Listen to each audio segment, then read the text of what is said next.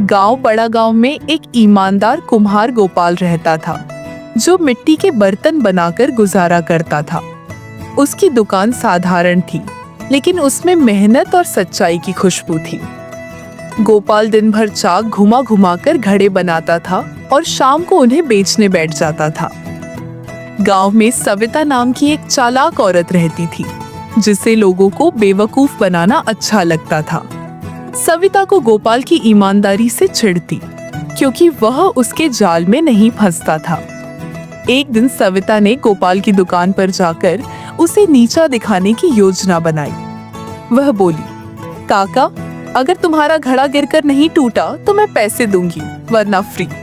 गोपाल बोला, बेटी, मिट्टी तो मिट्टी है, गिरेगी तो टूटेगी ही। सविता ने एक नया घड़ा उठाया और जोर से जमीन पर पटक दिया। घड़ा चकनाचूर हो गया। सविता बोली, ये तो पहले से टूटा था, मैं नहीं दूंगी पैसे। गांव वाले इकट्ठा हो गए। सबने गोपाल की ओर देखा। गोपाल ने चुपचाप एक और घड़ा लाकर सविता को दे दिया। बेटी, ये ले जाओ, लेकिन किसी और के साथ ऐसा मत करना, गोपाल बोला। सविता को उम्मीद नहीं थी कि कोई उसकी चाल पर इतना शांत रहेगा। शाम को सरपंच ने गोपाल को बुलाया और सबके सामने उसकी ईमानदारी की तारीफ की। सविता ने सिर झुकाकर माफी मांगी और कहा, आपने मेरी आंखें खोल दी। गोपाल मुस्कुराया और बोला, मिट्टी चाहे जैसी हो, सही हाथों में वो भगवान की मूर्ति बन जाती है। गांव में अब लोग गोपाल के पास ही घड़े लेने आते, क्योंकि उन्हें लगता इसमें सच्चाई भरी होती है। सविता अब रोज दुकान पर आती और गोपाल के काम को चुपचाप देखा करती। एक दिन उसने पूछा, काका, आप इतने शांत कैसे रहते हो जब लोग धोखा देते हैं? गोपाल बोला, बेटी, जो अपने आप से सच्चा हो उसे किसी और से डरने की जरूरत नहीं। रुको, अब असली मोड़ आने वाला है।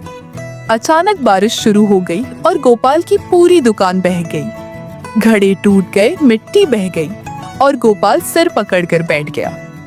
सविता भागती हुई आई और बोली, मैं मदद करूंगी, आप चिंता मत करो। गांव वाले चौंक गए। ये वही सविता थी जो कभी गोपाल को बेइज्जत करना चाहती थी। सविता ने अपने घर के बाहर गोपाल की नई दुकान लगवाने में मदद की। अब दोनों सुबह मिट्टी लाते, चाक घुमाते और साथ बर्तन बनाते। अब कहानी में एक छोटा चमत्कार जुड़ने वाला है। गोपाल का एक घड़ा जिसमें दरार थी, उसमें पौधा उगाया। लोग उस घड़े को देखने दूर दूर से आने लगे। किसी ने कहा, ये तो शुभ संकेत है। सरपंच ने कहा, ये तो मिट्टी का वरदान है। अब इस दुकान का नाम सत्य कला होगा। दिल से महसूस करो। सविता की आंखों में अब चमक नहीं, सच्ची नम्रता थी। गोपाल बोला, तू अब मेरी बेटी है, ये दुकान अब हमारी है। धीरे धीरे उनका काम बढ़ा और दूर गांवों में उनके बर्तन बिकने लगे। सविता बच्चों को मिट्टी से कला सिखाती और गोपाल उन्हें ईमानदारी सिखाते। एक लाइन जो दिल छू जाए, जिस मिट्टी को सबने फेंका उसी ने सबसे मजबूत रिश्ता बना दिया। अब सत्य कला सिर्फ एक दुकान नहीं, एक भरोसे का नाम बन गया।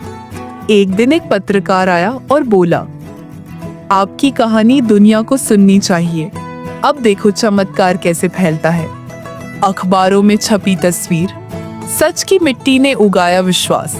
सरकार ने सत्य कला को एक सरकारी योजना के तहत शामिल किया। गांव के स्कूल में अब मिट्टी कला को विषय बनाया गया। गोपाल अब बुजुर्ग हो गया था, लेकिन उसकी आंखों में सुकून था। अब कहानी अपने चरम पर है। एक दिन गोपाल चुपचाप बैठा रहा और मिट्टी में मिल गया। सविता ने उसी मिट्टी से एक मूर्ति बनाई, सच्चाई का प्रतीक। आज भी सत्य कला में घड़े बिकते हैं, लेकिन साथ में बिकती है ईमानदारी। अब सत्य कला सिर्फ दुकान नहीं रही, वो तो एक आंदोलन बन चुका था। रुको, अब कुछ अनसुना होगा। एक दिन एक शहर की बड़ी कंपनी ने सविता को ऑफर दिया, हमें आपकी ईमानदारी चाहिए। लेकिन सविता ने मुस्कुराकर कहा, हम मिट्टी नहीं बेचते, संस्कार देते हैं। अब सविता ने एक योजना बनाई, हर गांव में एक सत्य कला केंद्र खोले जाएंगे। नैतिक शिक्षा, आज भी सत्य कला में घड़े बिकते हैं, लेकिन साथ में बिकती है ईमानदारी। अगर आप लोगों को ये कार्टून वीडियो पसंद आया तो एक लाइक और ओल्ड स्टोरी का खजाना चैनल को सब्सक्राइब जरूर करें। मिलते हैं अगली वीडियो में, तब तक के लिए धन्यवाद।